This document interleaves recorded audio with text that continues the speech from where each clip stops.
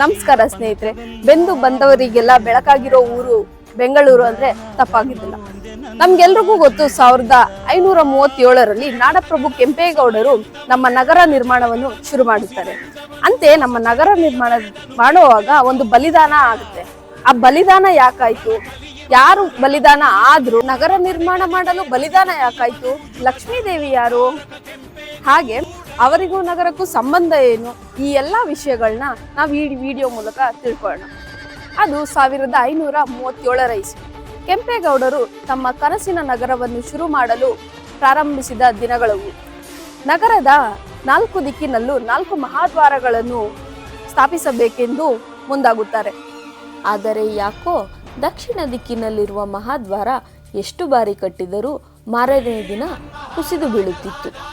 ಇದರಿಂದ ಚಿಂತೆಗೊಳಗಾದ ಗೌಡರು ಜ್ಯೋತಿಷ್ಯರ ಮೊರೆ ಹೋಗುತ್ತಾರೆ. ಆಗ ಇದೊಂದು ಭೂತದ ಚೇಷ್ಟೆ ಎಂದು ತಿಳಿಯುತ್ತದೆ. ತುಂಬು ಗರ್ಭಿಣಿಯ ಬಲಿಯೇ ಇದಕ್ಕೆ ಪರಿಹಾರ ಎಂದು ಜ್ಯೋತಿಷ್ಯರು ತಿಳಿಸಿದಾಗ ಗೌಡರಿಗೆ ದಿಕ್ಕೇ ತೋಚದಂತಾಗಿ ಬಿಡುತ್ತದೆ.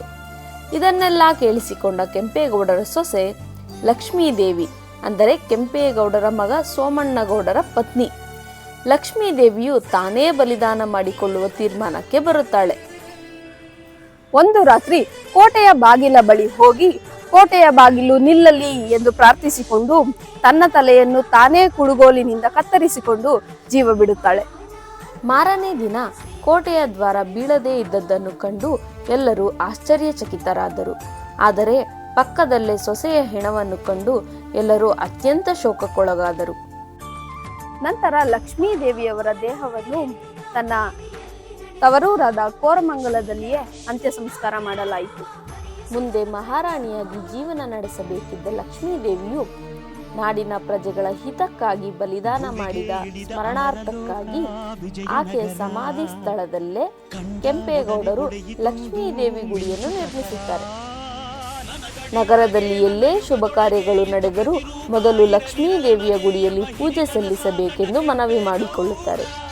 ಲಕ್ಷ್ಮೀದೇವಿಯ ಮೂರ್ತಿಯನ್ನು ಬೆಂಗಳೂರು ಮಹಾನಗರ ಪಾಲಿಕೆ ಸಂಸ್ಥೆಯ ಮುಂದೆ ಪ್ರತಿಷ್ಠಾಪಿಸುವುದರ ಮೂಲಕ ಆಕೆಯ ತ್ಯಾಗ ಬಲಿದಾನವನ್ನು ಇಂದಿನ ಪೀಳಿಗೆಗೆ ತಿಳಿಸುವ ಕೆಲಸ ಮಾಡಿದ್ದಾರೆ. ಬೆಂಗಳೂರಿನ ನಿರ್ಮಾಣಕ್ಕಾಗಿ ತನ್ನ ಪ್ರಾಣವನ್ನೇ ಬಲಿದಾನ ಕೊಟ್ಟ ಲಕ್ಷ್ಮೀದೇವಿಯ ತ್ಯಾಗ ನಿಜಕ್ಕೂ ಶ್ಲಾಘನೀಯ. ಇದಾಗಿತ್ತು ನಮ್ಮ ಇವತ್ತಿನ ಸುದ್ದಿ ಸಮಾಚಾರ. ಮುಂದಿನ ವಿಡಿಯೋದೊಂದಿಗೆ ಮತ್ತೆ ಭೇಟಿಯಾಗೋಣ. ಧನ್ಯವಾದಗಳು.